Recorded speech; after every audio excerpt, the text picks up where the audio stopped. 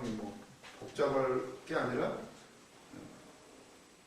예수님 뭐 이 정권이 어떻고 그것도 다 주님이 심판하시고 그러더라고요. 근데 우리는 예수님 하셨던 것처럼 제자들이 하셨던 것처럼 사도 바울도 재판석에서 자기를 변호하지 않아요. 거기서도 계속 지난 학기 때 배웠잖아요. 사도행전에서 계속 예수님 얘기만 해요. 내가 만난 예수님. 사람들이 미쳤다고 그래요. 미쳤다고. 그렇지. 아니 자기가 빠져나갈 궁리는 안 하고 기회만 생기면 예수만 얘기. 약간 우리 뭐 한기총이나 이런 데도 그러면 얼마나 좋지 않을까. 예수님 우리 회개합시다. 기도합시다. 그러면 참 좋을 것 같은데. 아무튼 그것도 하나님이 하시는 거고 우리는 나라 민족을 위해서 교회를 위해서 목사님들을 위해서 기도해야 될 것 같아요. 수업 나가도록 하겠습니다. 그러면 이제 29절을 또 보시면 네가 누구냐 자꾸 물어보는 그 사람들에게 나를 보내신 이가 나와 함께 하시도다. 나는 항상 그가 기뻐하시는 일을 행함으로 나를 혼자 두지 아니하셨느니라. 아멘. 하나님이 항상 예수님과 함께 하시고 혼자 두지 않으신대요. 왜? 나는 그가 항상 기뻐하는 일만 한대요. 우리도 주님이 기뻐하시는 일만 하면 항상 함께 하시겠죠? 왜 우리가 함께 하는 걸 못 느껴요? 맨날 고민하고 근심하고 내 것만 생각하니까 그러지. 우리가 진짜 하나님을 기뻐하시는 일을 행하고 하면 날마다 주님이 나와 함께 하시는 거, 주님이 나를 혼자 두지 않으셨다는 사실을 항상 깨달으면서 느끼면서 살아가게 될 줄로 믿습니다. 이 말씀을 하시네 많은 사람들이 믿더라. 아멘. 30절. 그러고 나서 31절에 그러므로 예수께서 자기를 믿은 유대인들에게 이르시되 너희가 내 말에 거하면 참 내 제자가 되고 진리를 알지니 진리가 너희를 자유롭게 하리라. 아멘. 진짜 제자는 누구예요? 내 말이 너희 안에 거해야 진짜 제자라는 거예요. 제자는 누가 제자냐? 그 말씀이 예수님이 있어야만 된다. 그 말씀대로 행할 수 있는 사람, 살아낼 수 있는 사람. 그래서 보면 31절에서 59절 논쟁 속으로 이렇게 되어 있잖아요. 계속 이제 사람들하고 이제 논쟁하게 되는데 31절 참 제자 말씀이 내 속에 살아있어야 제자다. 그리고 말씀이 내 속에 없으면 죽이는 일을 하게 된다. 37절 보시죠. 나도 너희가 아브라함의 자손인 줄 아노라. 그러나 내 말이 너희 안에 있을 곳이 없으므로 나를 죽이려 하는도다. 아멘. 왜 그들이 자꾸 예수님을 죽이려고 그래요? 내 말씀이 없어서 자꾸 사람들을 죽이려고 그러는 거예요. 우리가 왜 다투고 싸우고 미워하고 시기하고 질투하고 왜 그래요? 말씀이 없어서 그래요. 그 안에 예수가 없어서. 말씀이 가득 차 있으면 말씀이 나올 텐데 왜 자꾸 사람들을 죽이려고 서로 미워하고 왜 그래요? 말씀이 없어서요. 말씀이 없어서. 말씀이. 누가 참 제자라고요? 말씀이 내 속에서 살아 움직여야 진짜 예수님의 제자예요. 그게 없어지면 어떻게 되느냐? 자꾸 내 말하게 되고 내 형편에서 말하게 되고 결국 누군가를 상처받게 만들고 죽게 만들어요. 그리고 그래서 예수님은 우리가 거할 곳은 말씀 안에 있어야 된다. 이렇게 말씀해 주셨어요. 그리고 반가로 이번에 보면 본 것을 말하고 들은 것을 행해야 된다. 38절. 진짜 제자는 38절에 보면 나는 내 아버지에게서 본 것을 말하고 너희는 너희 아비에게서 들은 것을 행하느니라. 이 말씀 보면 뭐예요? 진짜 제자라는 것은 말씀이 그 안에 있고 그리고 본 것, 말씀 본 것을 말하고 그리고 주님으로부터 들은 것을 말하는 사람이에요. 그래서 우리가 주의 음성 들으려고 맨날 기도하잖아요. 들은 건 말하고 본 것을 진짜 말할 수 있는 사람이 참 제자라는 거예요. 그런데 너희들은 그게 없으니까 너희 속에 진리가 없으므로 너희 아비 마귀처럼 거짓을 말하고 행한다. 39절부터 그렇게 나와 있어요. 너희는 왜 그러냐? 너희 아비에게서 들은 것을 행한다. 그 아비는 누구냐? 마귀. 39절 대답하여 이르시되 우리 아버지는 아브라함이라 하니 예수께서 이르시되 너희가 아브라함의 자손이면 아브라함이 행한 일들을 할 것이거늘. 그렇죠. 아브라함이 진짜 자손이면 아브라함처럼 하나님을 경외하고 하나님을 알고 아브라함의 한 일을 보면 알잖아요. 그런데 너희들은 아브라함의 자손이 아니라는 거예요. 40절 지금 하나님께 들은 진리를 너희가 말하는 사람이 나를 죽이려 하는도다. 아브라함은 이렇게 하지 아니했느니라. 아브라함은 나를 죽이려고 하는데요. 아브라함은 어떻게 했나요? 아브라함은요, 지나가는 나그네 하나님이 나타나셨을 때 3명이 걸어와요. 그래서 혹자는 뭐 성부, 성자, 성령이라고 하기도 하고 천사라고 하기도 하고 아무튼 간에 그때 아브라함이 하나님이 영접하고 그게 이제 예수님이 성령 십년에 이제 예수님이라고 하기도 하고 아무튼 만나서 영접했다는 거예요. 예수님 말씀하셔요. 아브라함은 나한테 이러지 않았는데 너희들은 나를 죽이려고 하고 맞아들이지 않는 것을 보니까 너희들은 아브라함의 자손이 아니다. 이렇게 말씀을 하시는 거예요. 그러면서 41절 너희는 너희 아비가 행한 일들을 하는도다. 대답하되 우리가 음란한 데서 나지 아니하였고 아버지는 한 분뿐이신 곧 하나님이신데 우리 아버지는 하나님인데 사람들이 그러는 거예요. 그때 아니다. 네 아버지는 하나님이 아니고 41절 하나님이 너희 아버지였으면 너희가 나를 사랑하였으리니 이는 내가 하나님께로부터 나와서 왔습니다. 나는 스스로 온 것이 아니요 아버지께서 나를 보내신 것이니라. 어찌하여 내 말을 깨닫지 못하느냐. 이는 내 말을 들을 줄을 알지 못함이라. 왜 못 깨닫냐? 안 들으냐. 못 들을 줄 자체를 모른다는 거예요. 귀가 안 열려서. 44절 너희는 너희 아비 마귀에게서 났으니 너희 아비의 욕심대로 너희도 행하고자 하느니라. 결국 욕심이에요. 욕심. 나의 어떤 목적이 있다는 거예요. 그러니까 그 목적은 육신의 정욕, 안목의 정욕, 마귀가 준 거라는 거예요. 그것대로 행하기 때문에 너희들은 아비 마귀에게서 난 거다. 그는 처음부터 살인한 자요 진리가 그 속에 없으므로 진리에 서지 못하고 거짓을 말할 때마다 제 것으로 말하나니 이는 그가 거짓말쟁이요 거짓의 아비가 되었음이라. 결국 니들은 아브라함 자손이 아니고 마귀의 자손이라는 얘기를 하는 거예요. 그래서 보면 진리가 너희를 자유롭게 한다고 그랬죠. 진리가. 지금 이 사람들은 율법에 매여 있어요. 진리, 예수 그리스도께서 자유롭게 해주시는데 고린도후서 3장 17절을 보면 이 말씀을 보고서는 3장 10 주는 영이시니 주의 영이 계신 곳에는 자유가 있느니라. 아멘. 진짜 영은 자유로워요. 영은 육신에 갇혀있지 않으니까. 주의 영, 성령 계신 곳에 진짜 자유가 있어요. 결국 말씀으로 말하고 자꾸 환경 말하지 말라는 거예요. 눈으로, 육신으로 말하지 말라는 거예요. 그것만이 너를 자유롭게 한다는 거예요. 근데 그러면서 45절도 보시면 내가 진리를 말함으로 너희가 나를 믿지 않냐는도다. 진리를 말하니까 믿지 않는다는 거예요. 그럼 뭘 말하면 믿냔 말이에요. 사람들은 뭘 말하면 잘 믿나요? 거짓말을 잘 믿어요. 거짓말. 광고 다 거짓말이에요. 막 맥주 딱 따가지고 마시면 막 얼마나 멋있는 사람들이 나오나요? 잘생긴 남자 배우, 여자 배우들이 나와가지고 막 술 마시면 막 그 광고를 보면 근데 실상은 어떤가요? 술 마시면 싸우고 욕하고 화풀이하고 부서지고 깽판 놓고 이러는데 거짓말이에요. 광고. 근데 광고를 보면 판매량이 증가해요.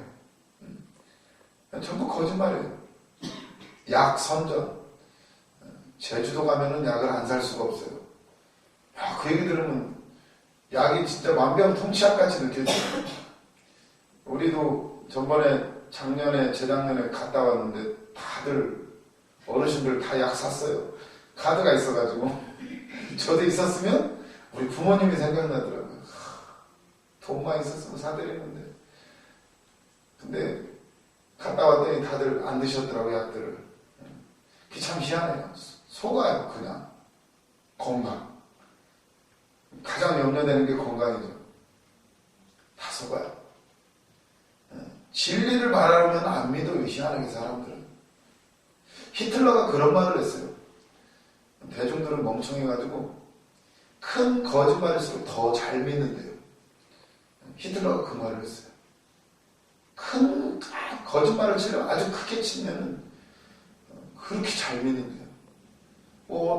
예전에 얼마 전에 그 어떤 막 외제차만 타고 다니는 어떤 젊은 애 그 이희진이나 사기꾼 막 주식 막 프로그램에도 나와가지고 막 떼부자 됐다고 막 다 넘어가잖아요, 사람들. 그 아주 뉴스가 어떻게 보면 사기치는 거예요, 사실은. 여론을 조작하고 여론조사 막 해가지고 누가 이번에 누가 대통령 될 가능성이 있습니다. 다 조작을 해요. 근데 사람들 심리가 따라 움직여요. 가능성 있는 사람한테 하고 싶으니까. 그게 자기들이 속는지 모르면서요. 냉장고 선전 그 안 사고는 못 배깁니다. 저도 어렸을 때 막 갖고 싶은 게 있었어요. 프로스펙스 운동화. 막 나와가지고 막 그거 신으면 막 농구 잘할 것 같고 하나도 안 다칠 것 같고 그래서 신어봤더니 똑같더라고요. 그 운동화나 그 운동화 조금 오래 신기는 하는데 디자인이 좀 이쁘고 다 똑같은데 저는 그 비싼 나이키 그 트레이닝복 입으면은 막 선전할 때 그러잖아요. 땀은 바깥으로 나가고 뭐죠? 공기는 뭐 안으로 들어오고 뭐 이러고 좀 뭐 어쨌거나 그래서 샀잖아요. 똑같더라고요. 땀이 나가기는 몰라. 땀에 젖지. 근데 그 선전, 속아요. 진리를 말하면 안 듣는다, 그 사람들이, 진리를. 목사님들 설교 때, 그리고 예언의 말씀도 해주시면 그렇게 말하는 데는 안 들어요. 이미 자기들이 정해놓은 게 있어요. 순종이 어려워요, 그래서. 내 마음하고 안 맞으면 잘 안 해요, 사람은. 그게 그렇게 바뀌기가 얼마나 어려운지. 주변에서 봐요. 남들은 다 보여. 근데 본인은 안 보여. 내 목적이 있으니까. 이게 바뀌는 게 그게 연단의 시간이 많이 걸립니다. 계속. 완전히 나의 틀을 깨지 않고서는 웬만해서는 분별이 쉽지가 않아요. 말씀이 이거요. 말씀으로 다 된다고? 갖다 붙이면 다 돼요. 이단들도 다 말씀으로 만들어내는데 들으면 다 그럴듯해요. 문제는 예수가 있냐는 거예요. 십자가가 있냐는 거예요. 십자가. 다 누구든지 다 편한 걸 좋아하고 내가 고통당하는 건 다 싫어해요. 근데 그걸 하라는 거예요, 예수님은. 기도하면 좋은 거 다 알아요. 근데 진짜 기도하기는 만만치 않다는 거예요. 그냥 십자가예요, 십자가.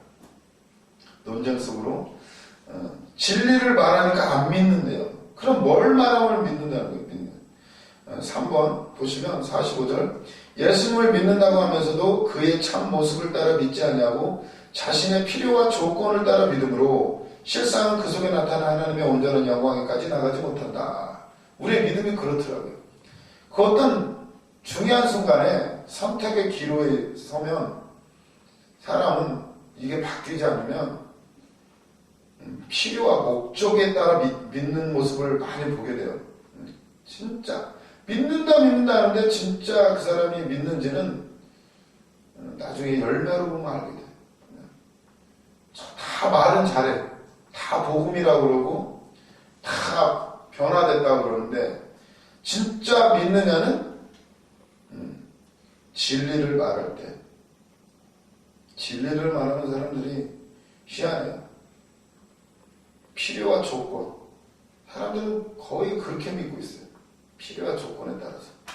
금방만 바뀌어요. 어떻게 보면 지금의 한국 우리 교계 상황도 어떻게 보면 그럴 수가 있어요. 서로의 필요의 조건에 따라서 나뉘어요. 그게 아니라 오늘도 주님은 누구 말을 듣느냐. 진리를 말하면 듣지 않아요. 46절 보면 너희 중에 누가 나를 죄로 책잡겠느냐? 내가 진리를 말하는데도 어찌하여 나를 믿지 아니하느냐? 하나님께 속한 자는 하나님의 말씀을 듣나니 너희가 듣지 아니함은 하나님께 속하지 아니하였음이로다. 와, 말씀을 듣느냐 안 듣느냐에 따라 소속이 갈려요. 이게 듣는 게 그만큼 중요해요. 믿음은 어디서 나요? 들음에서 나요. 들음에서. 많이 들으면요 믿어져요. 그러니까 우리가 왜 안 믿어지느냐? 세상의 것을 너무 많이 듣고 살아왔어요. 지금까지. 말씀 듣는 시간이 많아요. 세상의 것을 듣는 시간이 많아요. 학교에서부터 교육을 받아왔어요. 그렇게 세상의 원리대로. 하나님께 속한 자는 하나님의 말씀을 듣나니 너희가 듣지 않으면 하나님께 속하지 아니하였음이라. 누구의 말을 듣느냐에 따라 소속이 결정돼요. 이거 다 찾아보면 참 좋은데 잠언 15장 31절 이 말씀은 생명의 경계가 귀에 있다는 거예요. 귀에. 잠언 15장 31절 생명의 경계를 듣는 귀는 지혜로운 자 가운데 있느니라. 귀가요 생명의 경계선이에요. 그래서 사람이 죽을 때도 귀가 맨 나중에 그 기능이 정지된다잖아요. 심장보다도 더 귀는 맨 나중까지. 하나님이 그렇게 기회를 주시는 거예요. 들을 수 있는 기회. 우리에게도 들을 수 있는 기회. 무엇을 듣느냐에 따라서. 그리고 로마서 6장 16절 여기는 또 귀라기보다는 또 그런데 누구에게 순종하느냐에 따라서 로마서 6장 16절 너희 자신을 종으로 내줘 누구에게 순종하든지 누구의 말씀을 듣고 순종하느냐에 따라서 결정되는 거예요. 누구에게 순종하든지 그 순종함을 받은 자의 종이 되는 줄을 너희가 알지 못하느냐. 혹은 죄의 종으로 사망에 이르고 혹은 순종의 종으로 의에 이르느니라. 아담이 누구 소리를 들어요? 하나님의 말씀을 안 듣고 뱀의 소리를 들으니까 뱀의 사단의 종이 되는 거예요. 예수님은 누구 말씀대로 행해요? 하나님의 말씀대로. 내가 들은 대로, 그분한테 들은 대로 행한다. 그러니까 하나님의 아들이 되는 거예요. 오늘 종이냐 아들이냐는 말씀에 순종하느냐 불순종하느냐. 누구의 말을 듣느냐에 따라서 판가름이 나요. 오늘도 성령의 음성, 하나님의 말씀을 듣고 따라야 될 줄로 믿습니다. 그래서 보면 소속이 뭘 듣느냐가 그렇게 중요해요. 이게 막 다 씻어내야 돼요. 본 거, 들은 거. 스마트폰 아주 이거 부셔버리고 싶은데 물론 좋은 것도 있어요. 근데 혼돈의 시대예요. 굉장히. 조작이 얼마나 심한지 다 믿으면 안 돼요. 그래서 아무튼 말씀은 변함이 없어요. 어제나 오늘이나 그분은 동일하시고 이 기준은 흔들린 적이 한 번도 없어요. 세상의 법칙들 법 맨날 바뀌어요.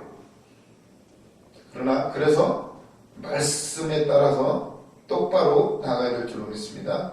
누가복음도 찾아보시고 요한 1서 4장 6절 찾아보시고 그래서 보면 51절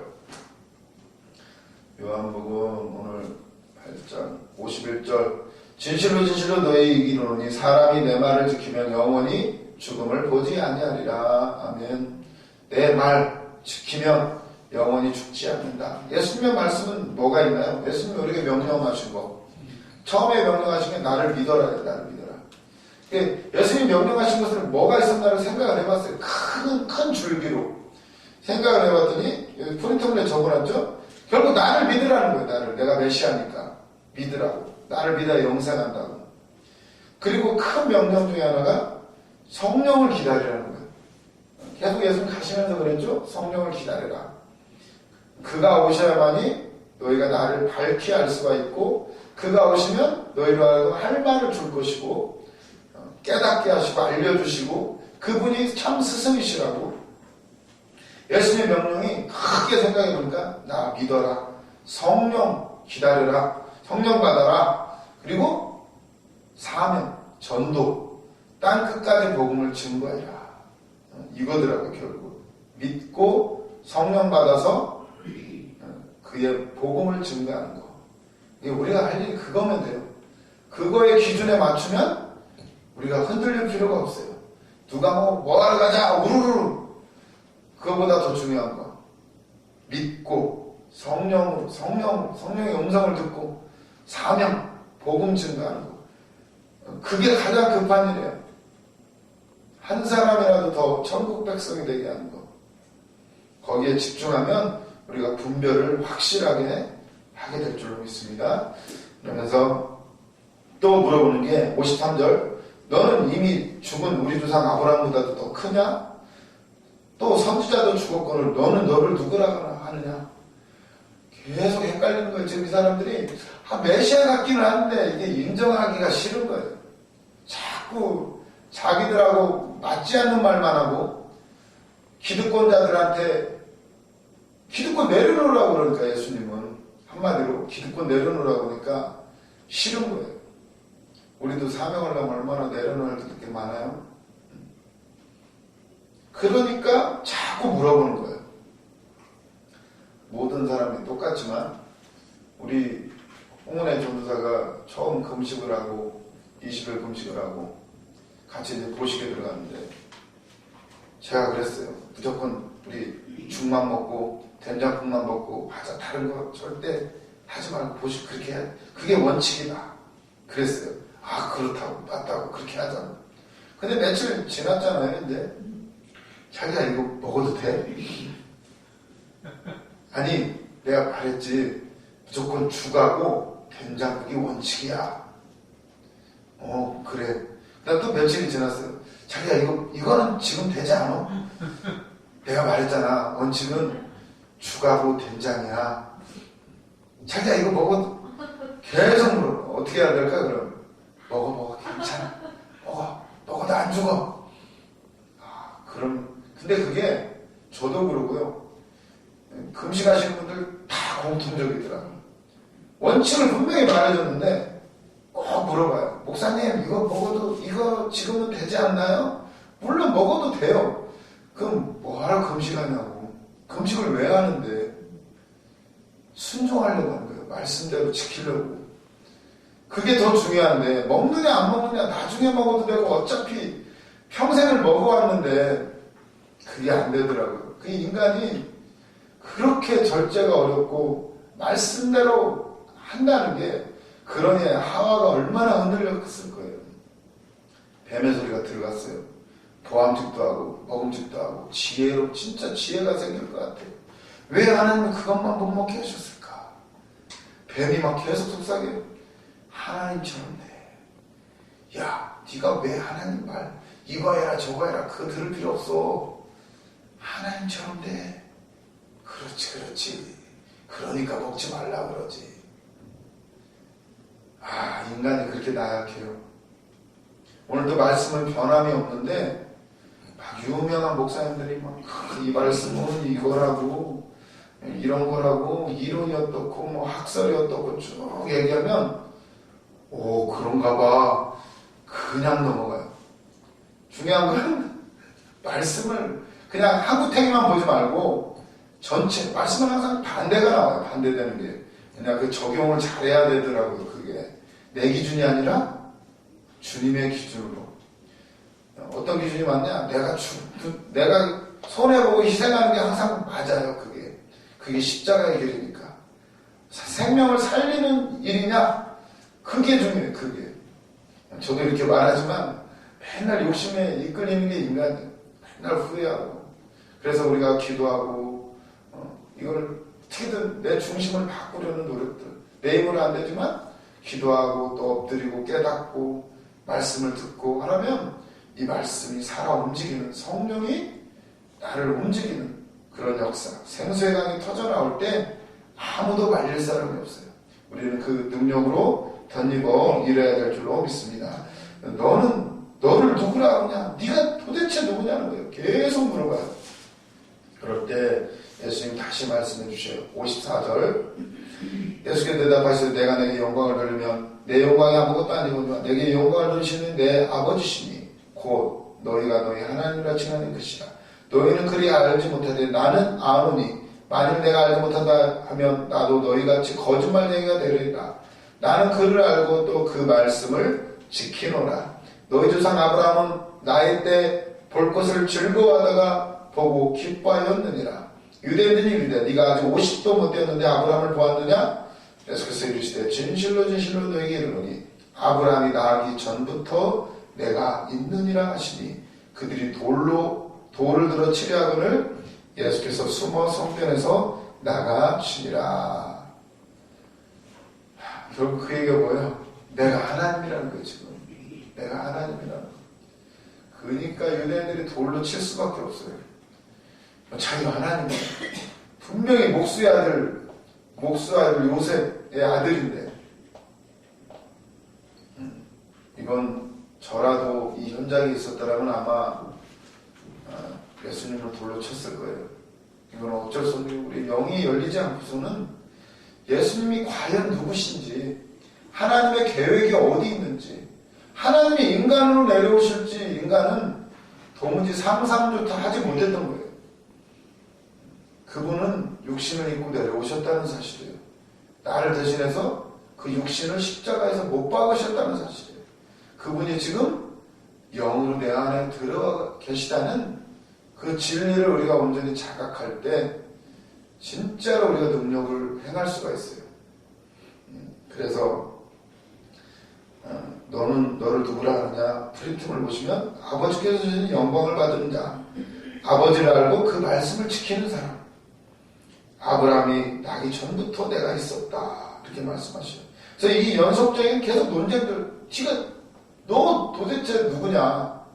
예수님은 내가 메시아다, 하나님이다 계속 말해요.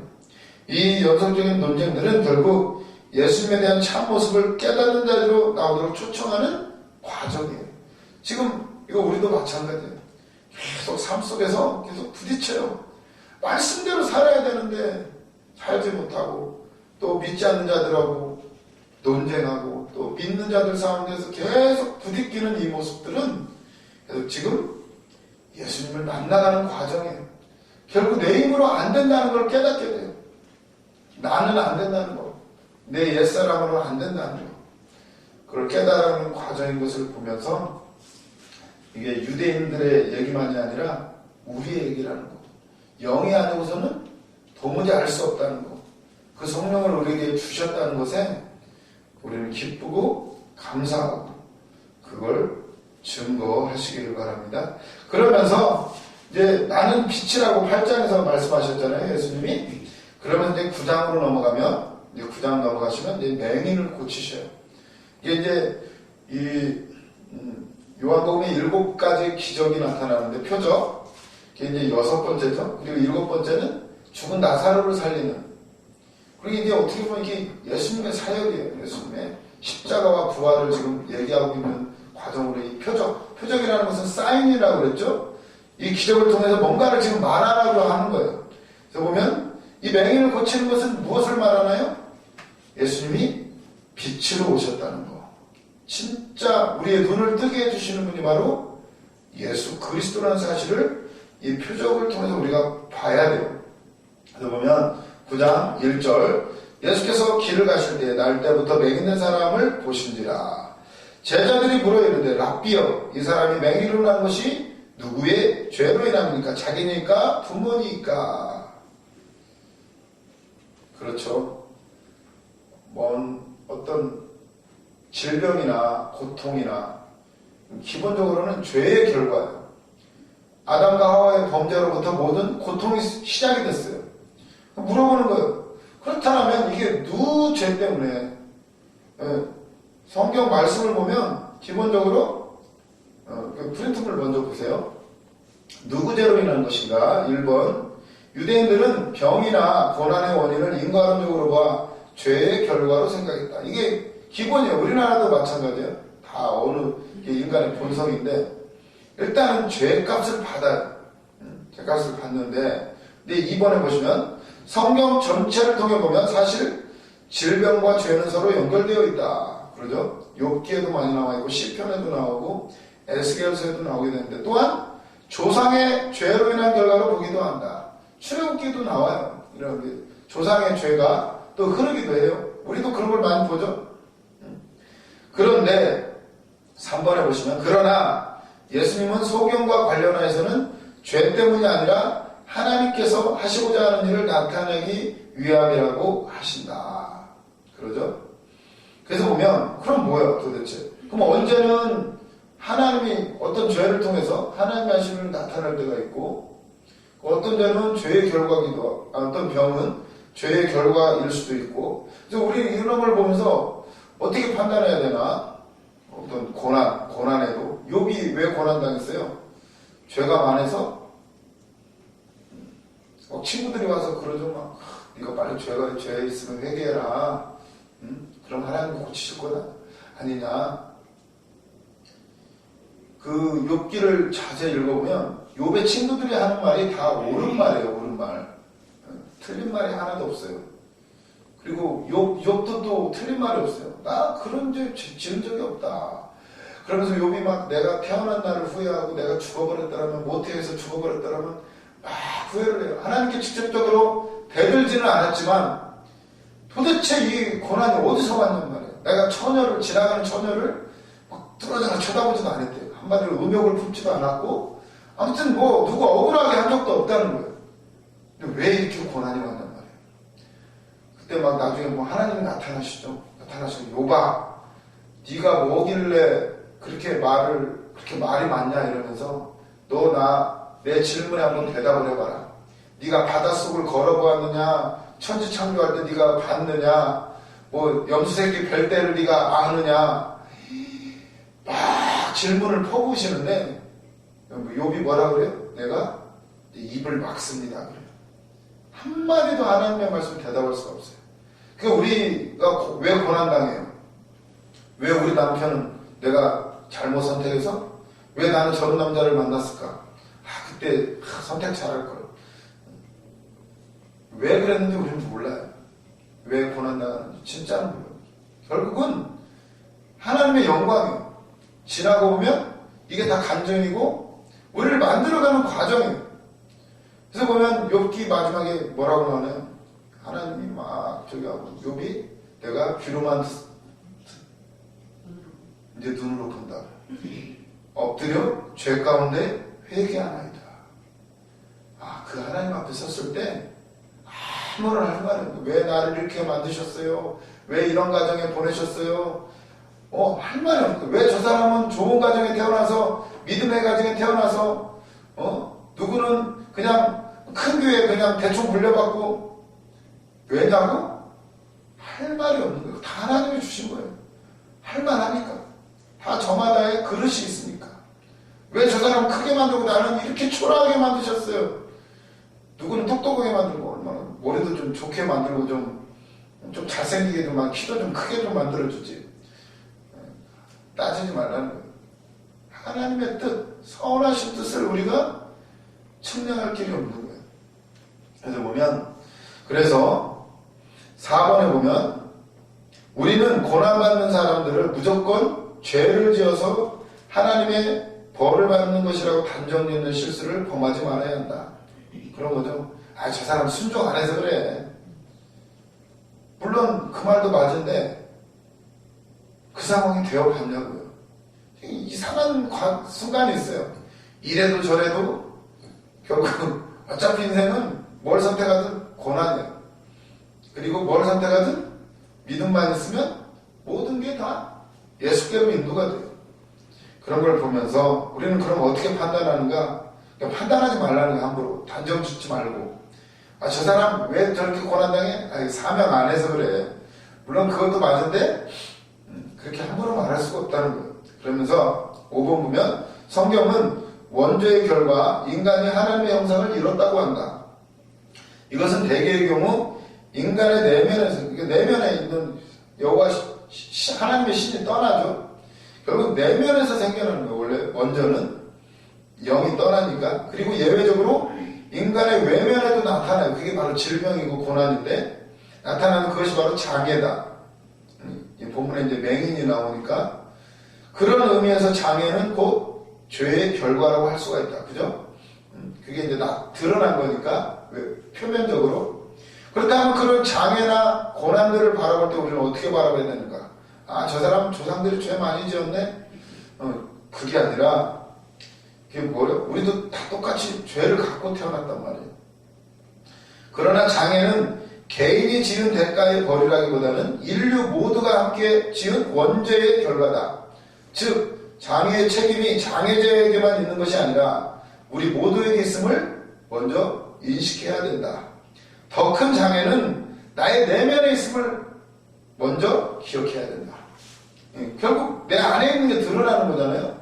속으로 들어가는 것이 더럽게 하는 것이 아니라 속에서 나오는 것이 더럽게 한다고 예수님이 말씀하셨어요. 그 장애라는 것도 결국은 이게 드러난 거예요. 현상적으로. 그렇다면 우리는 장애나 고난을 바라보면서 뭘 봐야 돼? 죄. 내 속에 있는 내면에 있는 그 장애로움, 쩔뚝거리는 신앙, 보지 못하는 신앙, 듣지 못하는 신앙, 믿지 못하는 신앙, 이런 걸 더 봐야 된다는 거예요. 그러면서 우리가 원하든 원치 않든 고난은 있기 마련이지만 예수 안에서 받는 고난은 위장된 축복이다. 이것을 우리는 기억을 해야 될 줄로 믿습니다. 그러면서 5절에 가보면 내가 세상에 있는 동안에는 세상의 빛이로라. 예수님 다시 한번 세상의 빛이라고 말씀하셔요. 좀 속이 없는 걸 눈뜨게 하시니까 빛이라고 말씀하시면서 6절 이 말씀하시고 땅에 침을 뱉어 진흙을 이겨 그의 눈에 바르시고 이르시되 실로암 못에 가서 씻으라 하시니 실로암은 번역하면 보냄을 받았다는 뜻이라. 이에 가서 씻고 밝은 눈으로 왔더라. 아멘. 아멘. 왜 침 뱉어가지고 진흙을 이겼는지 난 모르겠어요. 아마 우리 인간이 흙으로 만들었으니까 그럴 수도 있고, 그 결국은 어떤 더러운 것이 굉장히 더러운 건데 지금, 근데 거기다 눈에 붙이고 실로암 맛에 가서 씻으니까 눈이 떠졌어요. 깨끗한 물로 씻어야 떠져요. 중요한 건 말씀이라는 거, 말씀. 그 예전에 유명하신 누구야, 그 밀가루 떡 붙여가지고 낫게 하시는 분이 누구더라? 무슨 권사님이신데? 성함이 생각이 안 나는데 그분이 엄청난 능력을 행하셨죠. 예. 밀가루 반죽 해가지고 그래가지고 그분이 이제 또 천국과 현신의 권사님 신혜인가 신혜 권사님이라고 그러죠. 그분이 아주 그리고 나서 나중에 천국과 지옥을 갔다 오시고 나서 뭐 하나님 나 알아요. 신에 왔어요. 그랬더니 너를 모른다고. 아니 능력도 행했는데 그 너를 위해서 한 거지 뭐 나를 위한 거 아니야. 그래가지고 그분이 다시 깨어나셔가지고는 그때부터 돈이 그렇게 많았대요. 병자들 막 고쳐주고 나니까 그래서 다 팔아가지고 막 선교하고 막 부자하고 이러셨다라고 우리가 이제 많이 얘기를 들었는데, 그분 제자 양아들이 저기래잖아요. 이재로 목사. 그래서 이재로 목사가 신용 기적이 처음에 많이 일어났고 그 똑같이 한 거예요. 뭐 밀가루 갖다 붙이고 뭐 이렇게 이런 걸로. 그러니까 결국 뭐야 이게 지금 예수님도 뭘 붙였죠. 거기에 능력이 있나요? 이건 방법에 있지 않아요. 이거는 말씀에 있고 믿음에 있고 주님이 명령하시니까 지금 뭐 주님을 드러내시기 위해서 하는 작업들이에요. 밀가루에 능력이 있나요? 그 권사님이 하시니까 능력이 나온 거예요. 그 권사님과 성령이 주님이 함께 하시니까 능력이 나요. 그건 그냥 방법이에요. 사람들은 안수 안 해줘도 돼요. 그죠? 뭐 우리 유명하신 목사님 그냥 거기 몇 번째 몇째 줄 누구 지금 나왔습니다. 선포하면 다 일어나고 난리 나잖아요. 결국 말씀에 있는데 백부장은 주님 안 오셔도 됩니다. 말씀만 없어서. 예수님이 기적 일으킨 거 어디에 있나요? 기적이. 어떤 때는 옷자락만 만져도 낫고 말씀만으로도 낫고 오늘 같은 경우는 이렇게 하고 뭐 붙여야 낫고 어떤 때는 손가락에 침을 발라가지고 혀에다가 딱 대니까 말 못하는 벙어리가 말아야 되고. 방법에 있는 게 아니에요. 방법을 쫓아가니까 이단이 나옵니다. 이단이. 그러니까 복음이 아니면 변질이 되고 나중에는 이상하게 될 수가 있다는 거예요. 그래서 우리도 원래 안차려도 이게 잘하시는 분이 하면 돼요. 근데 그것만 흉내내는 사람들이 사람들 많이 때려 죽였어요. 그래서 제가 헌법 공부할 때 보면 기도하는 사건들이 많아요. 막 여러 사람 올라가지고 애를 막 할아버지 막 밟고 막 그래가지고 막 뼈 부러지고 죽고 그런 사건들이 형법 판례에 보면 엄청 많이 나와요. 왜 그래요? 어설프게 흉내내니까. 아니 이거 때린다고 하는 게 아니지. 진짜 능력자는 그걸로 저 맞아봤어요.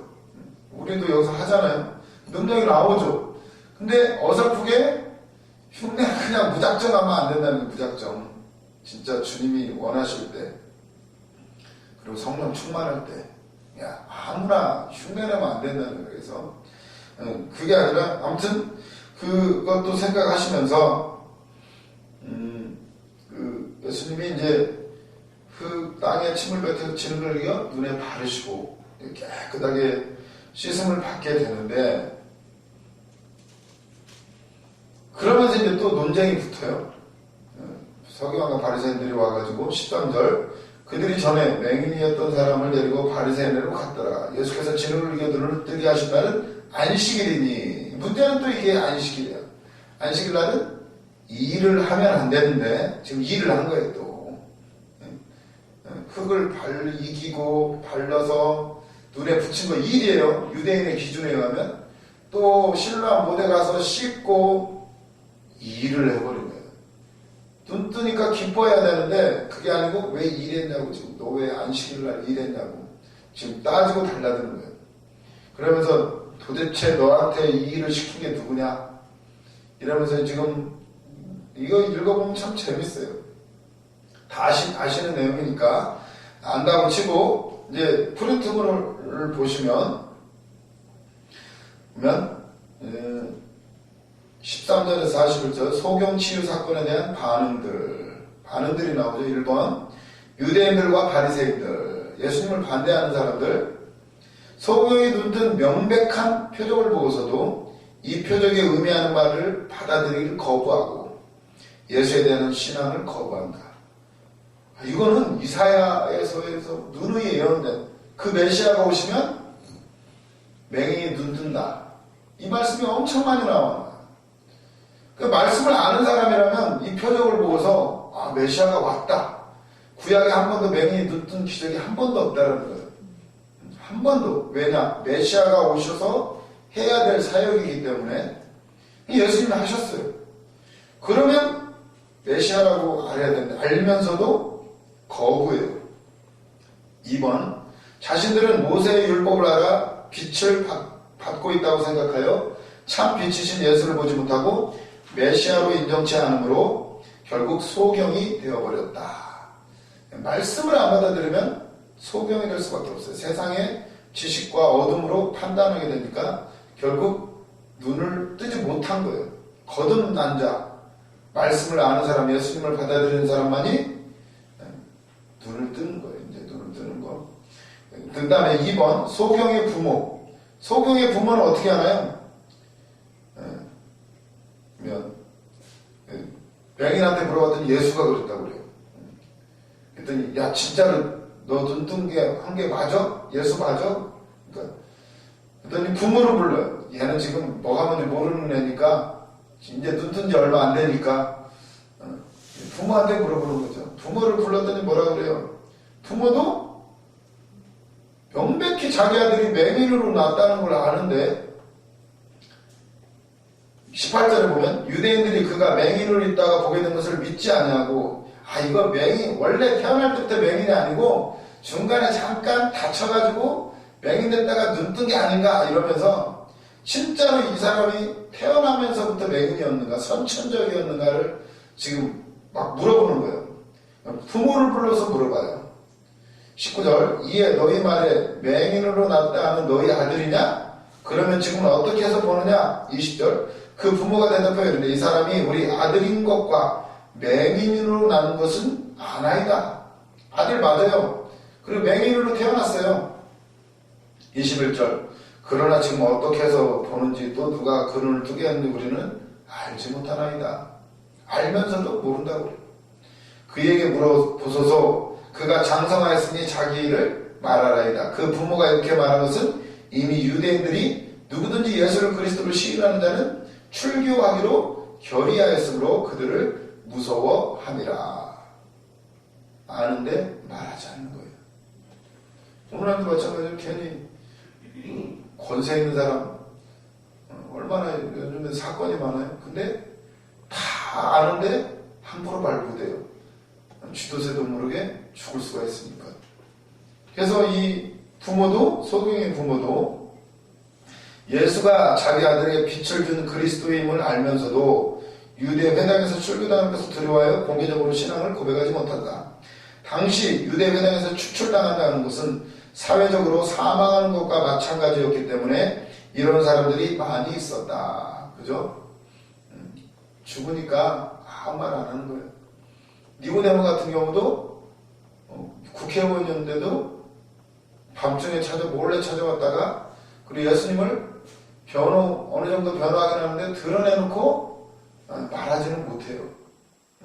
왜냐하면 축출당하면 지위, 명예 다 날아가니까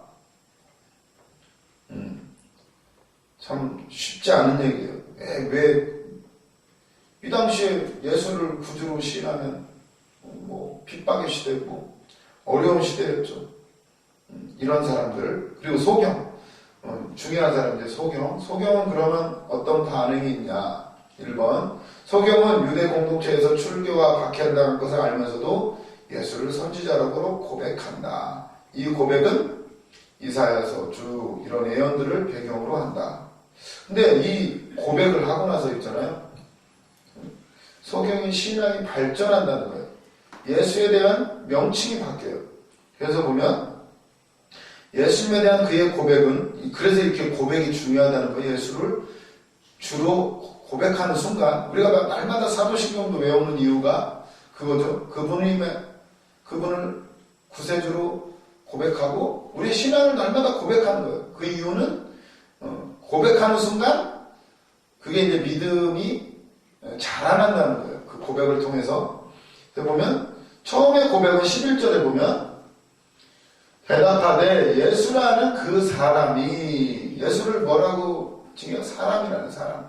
그 사람이 진흙을 이겨서 내 눈에 바르고 씻으라고 해서 내가 가서 했더니 눈을 떴습니다. 이렇게 말해요. 예수님을 뭐라 그래요? 예수라는 그 사람. 그냥 사람이에요, 사람. 근데 그것이 이제 17절에 가보면 이에 맹이 있던 자에게 다시 묻되 그 사람이 내 눈을 뜨게 하였으니 너는 그를 어떤 사람이라고 하느냐 이렇게 물어봐요. 그랬더니 대답하되 선지자니이다. 한마디로 능력자입니다. 선지자입니다. 오, 대단한 사람이에요. 이렇게 말을 하게 된 거예요. 좀 발전했죠? 그냥 사람에서 선지자로 바뀌었어요. 그리고 나서 22절은 이게 지금 이건 제가 잘못 적었어요. 조금 33절로 넘어가시면 이 사람이 하나님께로부터, 이게 되게 재밌는데 26절부터 보시면 그들이 이르되 그 사람이 내게 무엇을 하였느냐 어떻게 내 눈을 뜨게 하였느냐. 27절 대답하되 내가 이미 일렀어도 듣지 않냐고 어찌하여 다시 듣고자 하나이까. 당신들도 그의 제자가 되려 하나이까. 아니 예수가 눈 떴다고 눈 뜨게 해주셨다고 하는데 누가 눈 뜨게 했냐고 자꾸 물어봐요. 이미 말했는데. 왜요? 믿고 싶지 않은 거죠. 그러니까 그의 제자가 되려 하나이까. 맹인이 그러니까 28절 그들이 욕하여 이러대. 막 욕까지 해요. 그렇게 율법을 잘 지키는 사람들이 갑자기 욕이 막 터져나오면서 죄졌네요 지금. 욕하여 이르되 너는 그의 제자이나 우리는 모세의 제자다. 그러면서 29절 하나님이 모세에게 말씀하신 줄을 우리가 알거니와 이 사람은 어디서 왔는지 알지 못하노라. 그 사람은 이 대답에 이상하다. 이 사람이 내 눈을 뜨게 하였을 때 당신들은 그가 어디서 왔는지 알지 못하는도다. 하나님이 죄인의 말을 듣지 아니하시고 경건하여 그의 뜻대로 행하는 자의 말을 들으시는 줄을 우리가 아나이다. 창세 이후로 맹인으로 난 자는 눈을 뜨게 하였다함을 듣지 못하였으니 이 사람이 그죠? 창세 이후로 맹인의 눈을 뜨게 한 번도 없었어요. 근데 이게 메시아가 와서 할 일이기 때문에 하였으니 이 사람이 하나님께로부터 오지 아니했으면 아무 일도 할 수 없음이니이다. 그들이 대답하되 네가 온전히 죄 가운데서 나서 우리를 가르치느냐 하고 이에 쫓아내어 보내니라. 이 맹인은 이 고백을 하고 나서 출교를 당해요. 쫓아내버려요. 이거 어디서 죄인으로 나가 어디서 가르치려고 들어 이러면서 쫓아내버려요. 이 고백 때문에 이 사람이 하나님께로부터 오지 아니했으면 아무 일도 할 수 없습니다. 창세 이후로 맹인의 눈을 뜨게 한 사람이 없는데 명칭이 바뀌었어요. 사람에서 선지자로 그리고 하나님께로부터 온 자. 예수님을 하나님께로 온 자라고 고백을 해요. 그리고 나서 이제 예수님을 다시 만나게 되죠. 35절. 예수께서 그들이 그 사람을 쫓아냈다는 말을 들으셨더니, 이 쫓아냈다는 말이 그냥 말이 아니에요. 출교당한 거예요, 지금. 이거 사회적으로 매장당한 거죠. 눈은 떴는데, 참, 눈 떴으니까 기뻐야 되는데 쫓겨났어요. 고백. 하늘로부터 온 자가 아니면. 신앙 고백. 딱 예수님 만나주셔요. 그를 만나사 이르시되 네가 인자를 믿느냐. 아멘.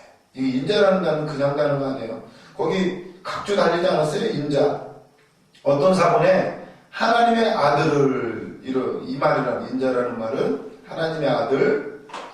네가 하나님의 아들을 믿느냐? 네가 메시아를 그리스도를 믿느냐? 이 말이에요. 그럴 때에 36절 대답하이르되 주여 그가 누구시오니까 내가 믿고자 하나이다. 37절 예수께서 이르시되 네가 그를 보았거니와 지금 너와 말하는 자가 그이니라. 그라는 단어 중요하다고 그랬죠. 제가 그는 바로 메시아 그리스도를 의미해요. 그이니라. 38절 이르되 주여 내가 믿나이다 하고 절하는지라. 아멘. 고백이 바뀌어요. 그를 받아들이고 믿는 순간 사람에서 선지자로 하나님께서 온 자에서 그리스도까지 바로 그분 메시아 그를 내가 믿나이다. 신앙이 계속 발전을 해요. 어디서부터 시작해요? 고백. 첫 고백이 중요해요. 그를 받아들이는 거. 신앙 고백. 그래서 우리가 뭐 세례받고 뭐하고 처음 입교할 때 고백을 시키잖아요. 그 고백은 중요해요. 물론 거짓말을 할 수도 있어요. 하지만 그 고백을 들으시고 성령이 역사하시고 점점 처음에 몰라도 점점 바뀌어가요.